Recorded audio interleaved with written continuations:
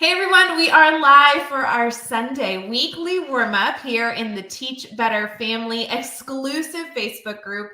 We're so excited to welcome you into our last show. If you can believe it, I don't know how I feel about this. Is this kind of a bittersweet ending? We are concluding our programming as a Teach Better Family before a appropriate summer break that we're headed into. I know many of us have a week left of school or 8 weeks left of school, but the Teach Better team typically takes a summer break for live stream programming. And then don't worry, we'll be back kicking up in the fall. So this will be a wonderful way to go out with a bang. Don't worry, all summer long, the Teach Better team will still be around and available. Just as always, you just won't be able to tune into new Sunday and Wednesday shows. But hey, for those of you listening on the Teach Better Talk podcast, you know you have over 4 years of content over there. So if you miss any of the Teach Better team faces, you will still be able to get it. We're going to be right back for our exclusive show, and we're so excited to go out with a bang with our wonderful guest, Abby.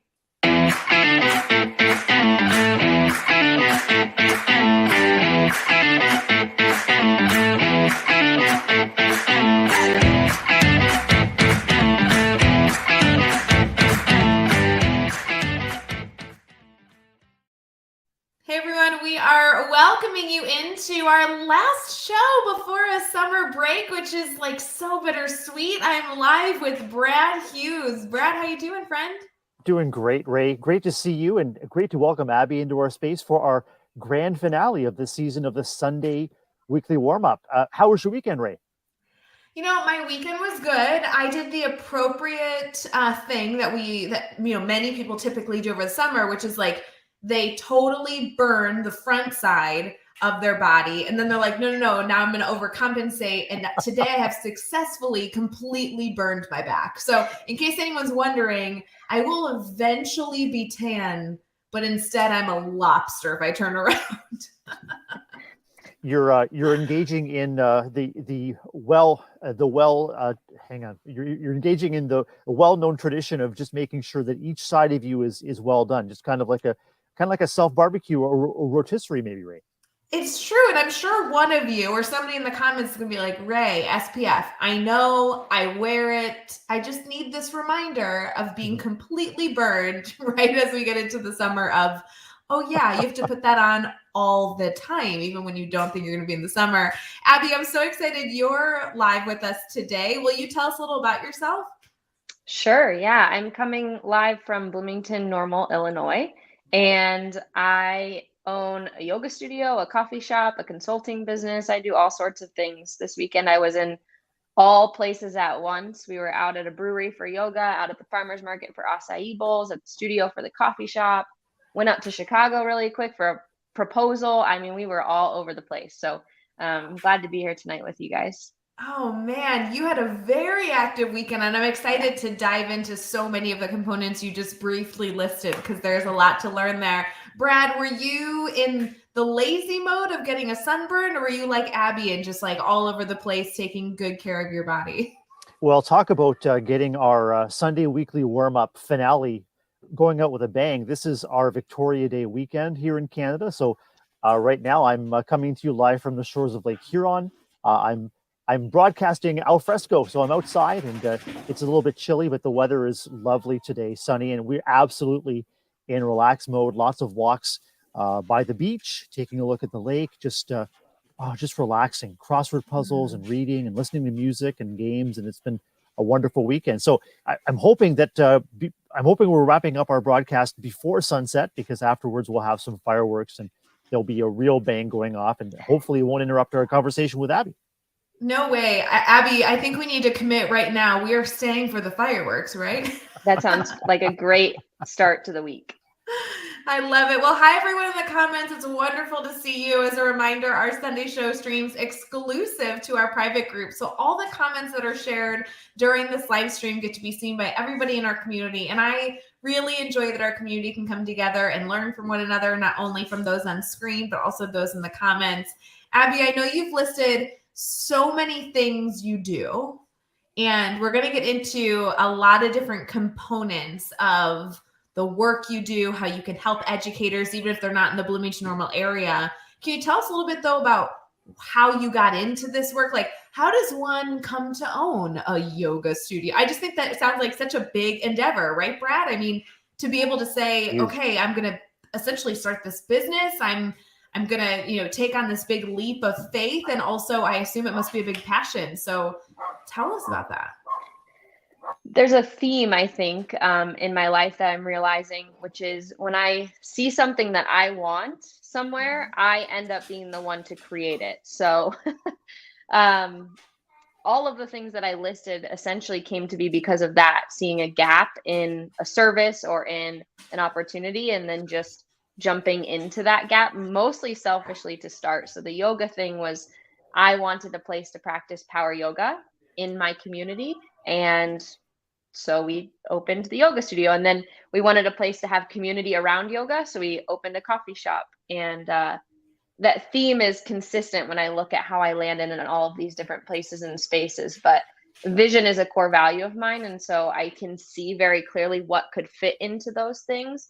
And I have lots of people in my corner helping me figure out the how of that. And then we just execute on it. And I consistently say everything's just a gigantic experiment. So it's like, we'll just try it and see. And the things right now are working, which is really, I'm very grateful for that. I love this mentality of seeing a desirable, thing, whether it's something that you want or something that you'd like to see, or a missing component that you'd like to see changed, and being a part of the solution. I think a lot of educators will find that relatable. Brad, what are your thoughts on that? Oh, 100%. I just love, Abby, your take on entrepreneurship and moving the needle forward socially and educationally. It's all about activating your interests, and you see an opportunity. And as Rae said, and as you agree in your line, in various lines of work, if you see a need, you're going to take the opportunity to make it happen. And educators do that naturally on a moment-to-moment basis. You see the need, you meet the need, you fill that gap. And I'm excited to learn more and more about how you're taking on so many different things with so much success. Well, and Abby, what I really think is interesting is it's not just, oh, I want to get into power yoga and how do I do that? Or, oh, I really want a cup of coffee at a moment's notice. How can I get that? But it seems like you have a desire, and then your desire takes you beyond getting it for yourself, but also giving it to others. Would you speak to that a little bit?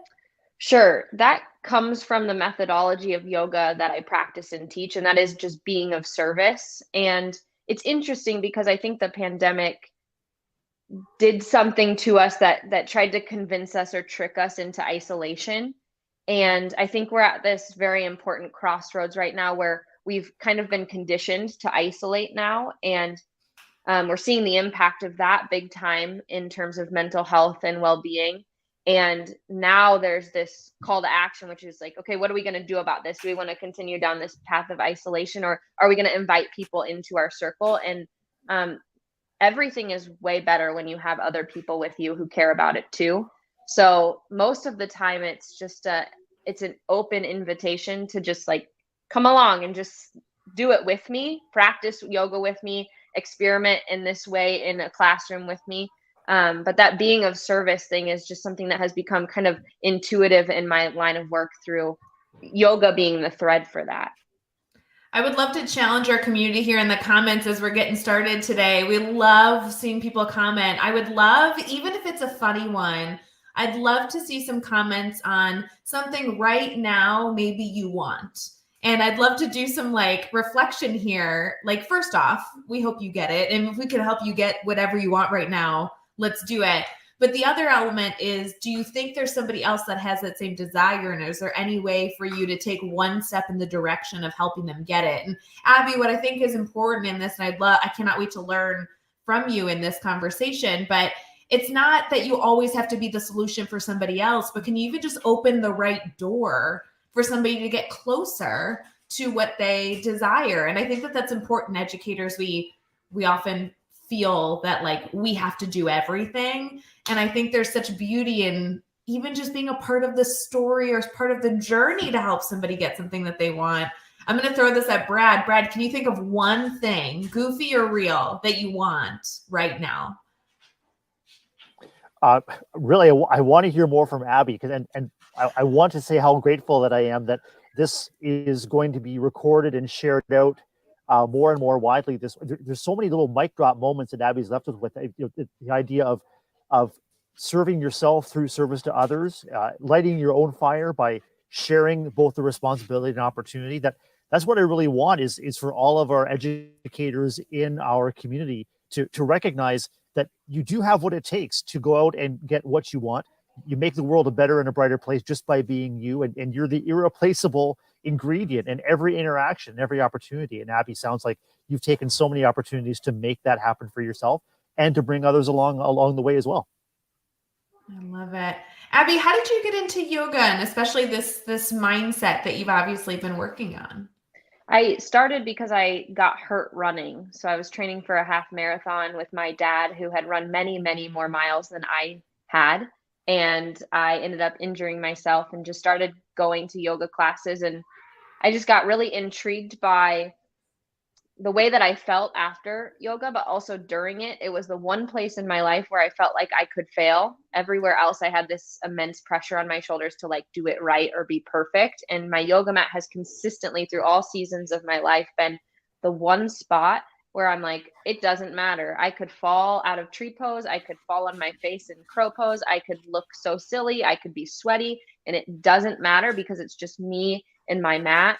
And that practice became very interesting to me. Like the why was that the only place in my life? And we say at the yoga lab, your yoga mat is a laboratory for your life. So what you learn on your mat about yourself is likely showing up as a theme off of your yoga mat as well. And so that kind of methodology just became interesting to me, and inviting other people into that inquiry as a safe place to challenge themselves in a way that it didn't matter if they failed. That has become an interesting thread of conversation for us. Love this. Can I jump in for a second? Because Abby, you said yoga lab, not necessarily yoga studio or yoga space, yoga lab. And language is so important. And I can't help but think that you craft and choose language so very carefully. Yoga lab. Tell me more about how you infuse that mentality of learning through practice into all of the spaces that you demonstrate leadership and service. Sure. So that theme of the laboratory for your life applies. I do consulting in schools. I go in and support teams in building structures around social emotional learning. And there's nothing more vague and unclear than social emotional learning. It is this thing we aspire to, and we think we have it. And then when we start in the work, it's super messy and unclear because it is an innately human work, human development. And so that mindset of not having the correct answer and not knowing exactly where this is going to go, but being willing to just jump in and try it and see what happens, but also with an intention. And that is something that, yoga really uses in the practices. You're not going in blind. You're not going in with this attitude of, oh, it doesn't matter what happens. You have alignment and you have safety and you have an intention in your yoga practice. And the same is true when you're setting up structures and systems for social emotional learning. You have guardrails on the work, but how that works for the people within it will shift and change. And it really is a matter of understanding the culture and establishing in some ways the culture of experimentation and messiness and muddiness to get to some level of clarity, and then holding that clarity with a beginner's mind and saying, okay, I know this now, but probably something else is going to come along to layer on top of that, where it's going to be like, I thought I knew this, and now that let's throw that thing out, or let's layer on top of that thing something else. So that mindset, it really applies in consulting, although I would say most structures in schools aren't set up for that, allowing that space a lot of times. And so it can be challenging to kind of teach people into that without the physical practice of yoga, because I don't teach yoga in schools. It's a separate experience. So trying to use other options or modalities aside from the physical practice can be a little bit challenging. Abby, I'm really excited to get into the work you're doing with schools and educators because I know your background is in education, which is such a beautiful thing that you've been able to bring and a perspective you've been able to bring to the work you're doing now and to be able to serve others. So we'll be right back and let's dive into our discussion.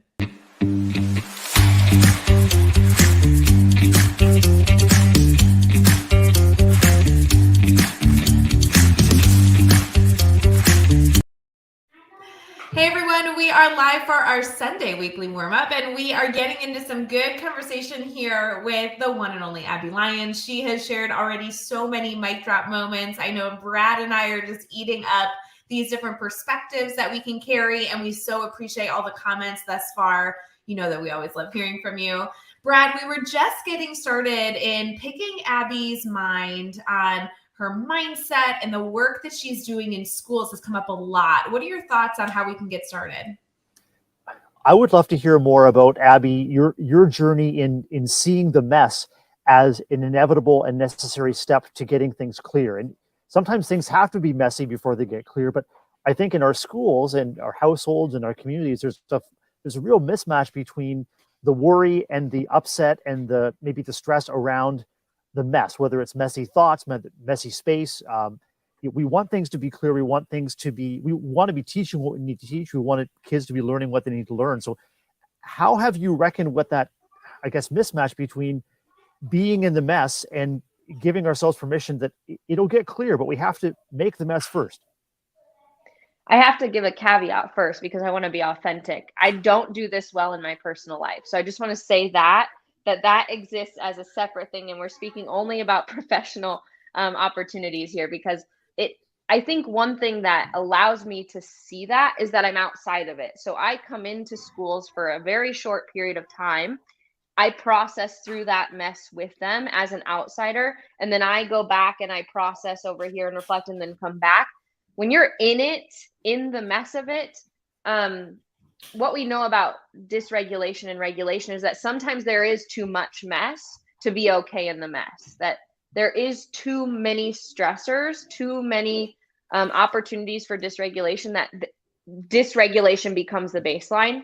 So there is value, I think, in noting that there is a threshold for mess and being able to know that about yourself, to have an internal barometer to say, okay, I've been in this conversation for too long or in this mess for too long. Let me take a step back, reflect, process, have some space, and then come back is an important component of it. And that almost, I would say, is the avenue to being okay with it, is the perspective on it. It's like, if I can macro view my way up, what does the 30,000 foot view look like?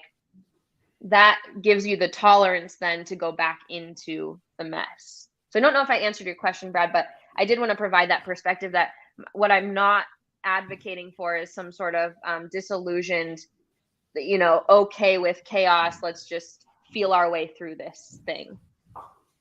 I thought that was a fantastic answer. I love not only your authenticity, but how you are, just naming, you're positioning yourself as a consultant, helping people get from point A. And, that's what the Teach Better mindset perspective is all about, is figuring out where we are and how we can be a little bit better today than yesterday and tomorrow than today.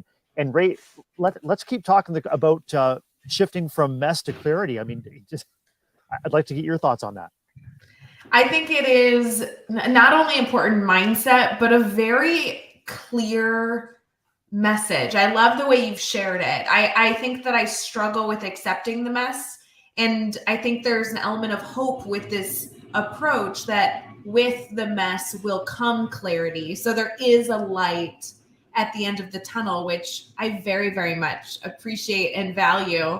As I'm thinking through your ability to come into a school, I think you also highlight the benefits of being able to bring in somebody from the outside to work with schools. I think more often than not in the last 5-10 years, it's been very appropriate to celebrate that there's so much knowledge and learning that exists in our schools. And there is, gosh, we should be learning from our colleagues consistently.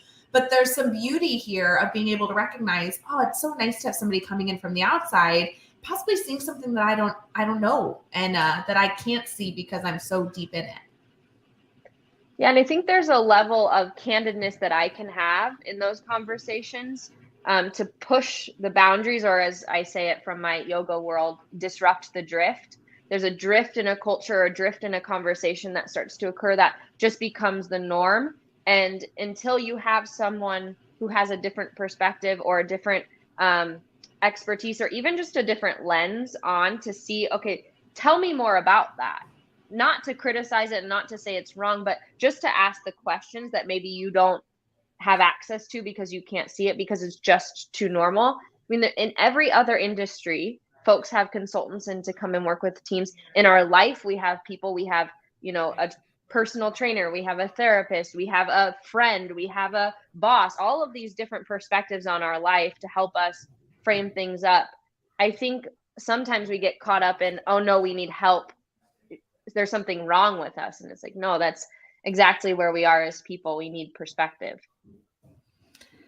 It's such a challenging element of perspective, right, Brad? You and I have talked a lot about this, I feel like, over the last few months, is how, as educators, when we don't always have the resources or support, continue to gain perspective. And Abby, I know we connected, a few months ago to be able to learn from each other. And I think this is a beautiful element for us to think about at the end of May. Many of our teachers are wrapping up the school year, or at least they have just maybe 6 to 8 weeks left. I think perspective is a wonderful way to kind of wrap up the season we're in. What are your thoughts on that, Brad? Having trusted friends and colleagues that you can rely on to not only lift you up and boost you in your practice, but also to have the hard conversations with that loving but direct perspective is absolutely key, especially as we reflect on all we've accomplished and all that we want to accomplish as we meet the end of the school year with positivity and openness and hope, but also taking steps in our own personal development as well. Abby, I love that perspective that you can't go through life alone, and there's so many opportunities as educators where we really feel that we are slogging through the mess alone. Our classrooms, although they're connected by hallways, can be very, very lonely places, especially as the work becomes more and more challenging. So I'm just so refreshed and excited about your perspective that it takes a village, and that village starts with one neighbor in your village who can be your companion through the mess and through the successes as well. Are there common questions, or you feel like common strategies, Abby, that you feel like you recommend to educators frequently that maybe we could share here with our Teach Better community to be a little bit better in the multitude of areas I know that you continue to support people in? Yes, there's one that is consistent no matter what area we're talking about, and that is regulate, relate, and reason. So that comes from Bruce Perry, and he talks about the sequence of engagement that our brain works from bottom to top, and you have to be regulated in order to relate, in order to reason. So actually the yoga studio is set up that way. So people come in to do yoga to regulate, they drink coffee to relate, and then we have a space in the back called the lab that is a workshop space where they reason. And my trainings, any trainings that I do for schools, all of them follow that exact sequence, which it's undeniable. Dr. Perry always says you have to follow the rules of the brain. And I think on an individual level, if folks can take an inventory or an audit of their day and say, at what times am I regulating? At what times am I relating? And at what times am I reasoning? I would go out on a limb to say most of the day we're heavy on the reasoning and light on the relationship and light on the regulation. And so having a clear picture of your day, and it doesn't have to be anything elaborate. It's like you don't have to come to yoga.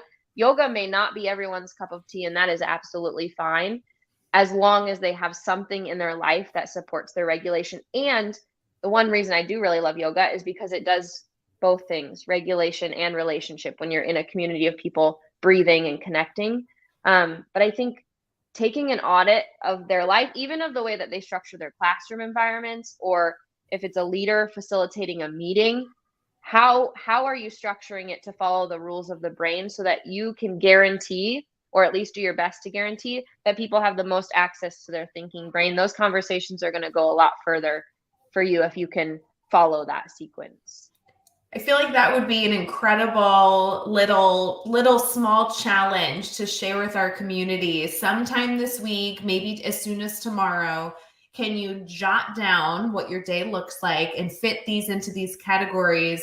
I would love to hear some follow-up, Abby, by either them sharing it with you. I would love also Brad and I to be included and just kind of see that percentage. Like I'm kind of going through my day, and yes, there is a lot of that third component, but then I'm also thinking about coming home and hugging loved ones and spending time, outside with the dogs. And okay, so that's a different category. Like, how could we really section these out? I can only imagine that's such a valuable little activity you're able to do with educators when you're working on trainings.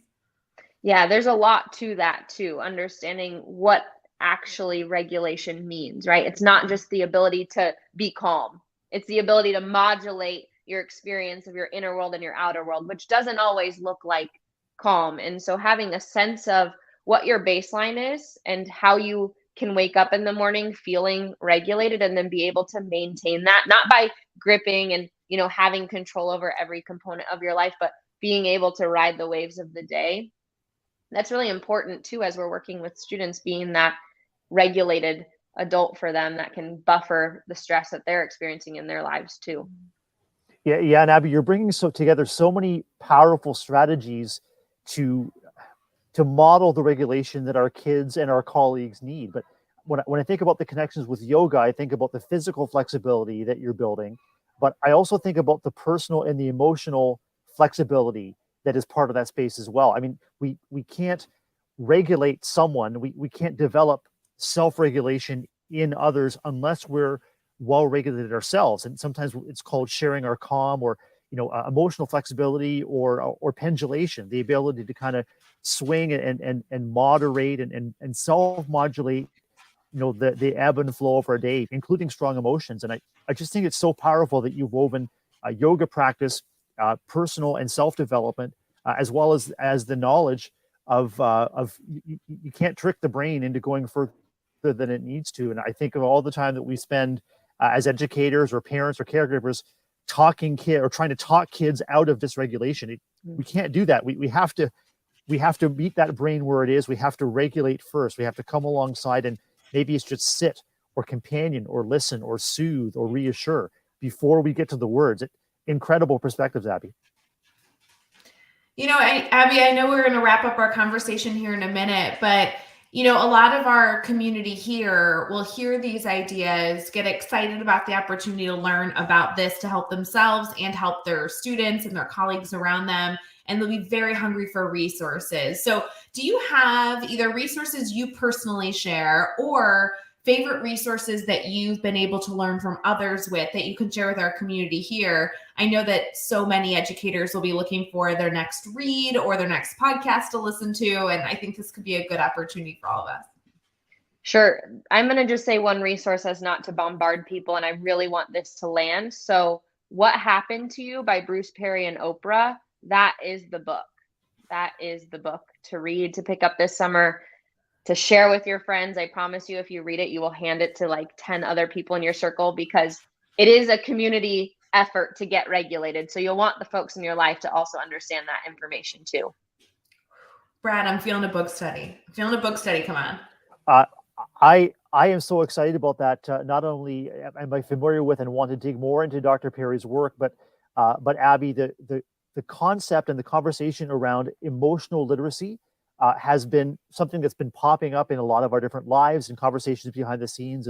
Is getting comfortable with expressing and naming and articulating what we're feeling and experiencing, so that we can build a network of others within our homes or schools or communities that are more and more comfortable doing the same thing. That's a tremendous resource. And I've got to give you huge props about saying, hey, there's so much out there. Start here and then see where it goes. That's a great pick from Oprah and Dr. Bruce Perry.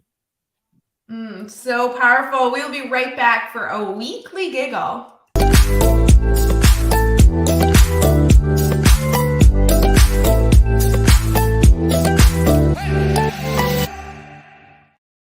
Brad, you knew there was no way we were going to wrap up our Sunday weekly warm-up for our summer break without a weekly giggle. There's no way it would happen.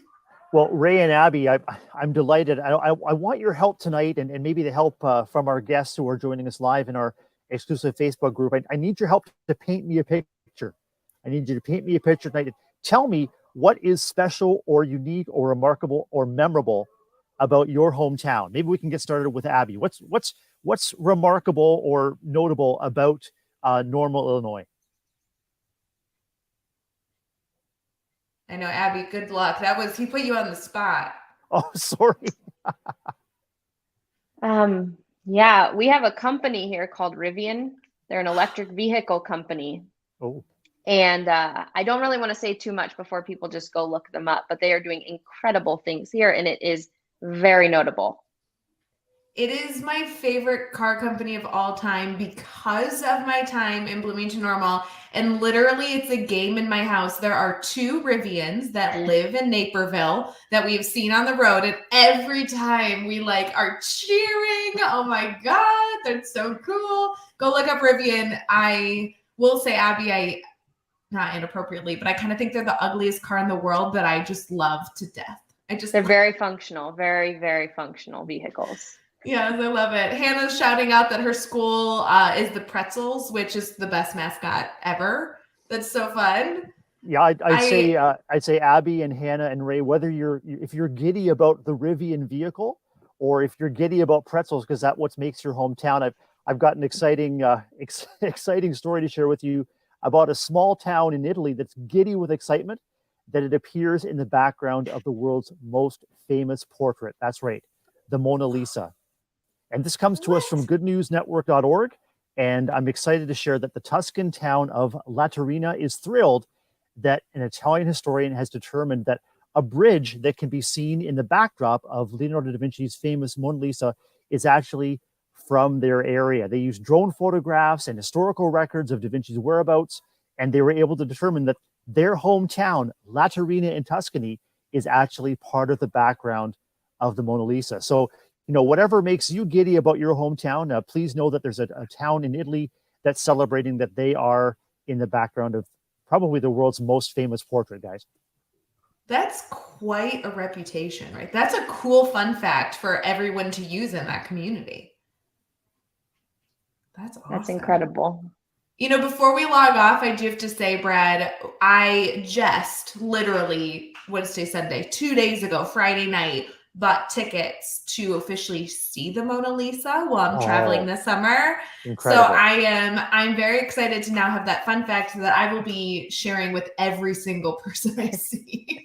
Yeah, and I'd encourage you, whatever the tour guide is saying at that moment, just shove them out of the way and say, hey, did you know that's Laterina in the background? I heard that on the Sunday weekly warm-up. And here's the URL. You just take over the tour.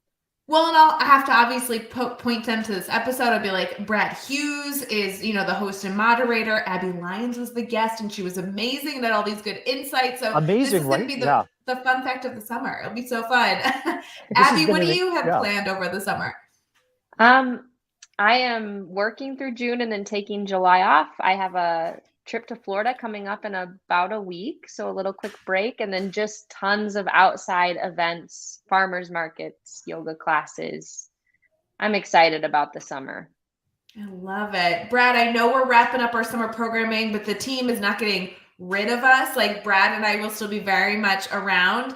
Brad, do you have one element of your summer plans that you can share with our community here? Well, in addition to the summer book study on the book that Abby recommended, I think that is an absolute go. Candace is on board. The huge highlight for us, Ray and Abby, is a cruise around the UK. So we're flying into Amsterdam in mid-July, and we're going to be cruising for 11 days with 8 different stops around the United Kingdom. And we're going to have an amazing time touring and getting our dose of history, cuisine, but also a lot of pop culture. We're going to be going on to a Game of Thrones set, as well as visiting the area where the series Highlander is made. So we're going to have a full dose of the UK, and we're going to have an awesome time.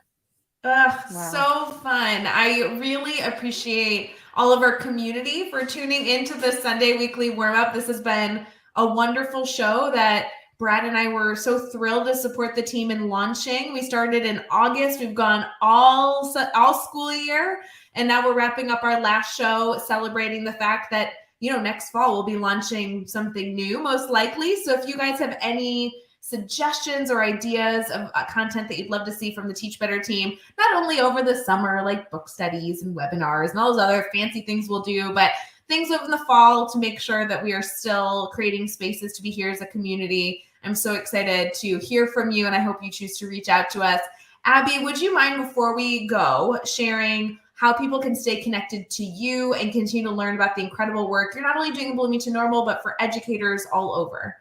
Sure. The best way to reach me is at yogalab.bn on Instagram. That is guaranteed. I'm on DMs all the time there. So that would be the most reliable way to reach out. Wonderful. Brad, I would love if you could give us any final fabulous words before we head into the Teach Better Team live stream summer break. Any final thoughts here we can leave our friends with? Just what a delight it has been to connect with Abby Lyons tonight, and of course weekly with you, Rae Hughart. This continues to be the highlight of my week. I believe so much in this space and in growing community along with you. So I feel really, really privileged, and I love and appreciate both of you so much for the opportunity to be with you tonight, and look forward to more great things to come in the fall season. Make sure to go connect with Abby and the incredible work she's doing. Brad and I will see you all very, very soon. Please don't be a stranger. Have a wonderful week ahead, friends. Love you. Thank you.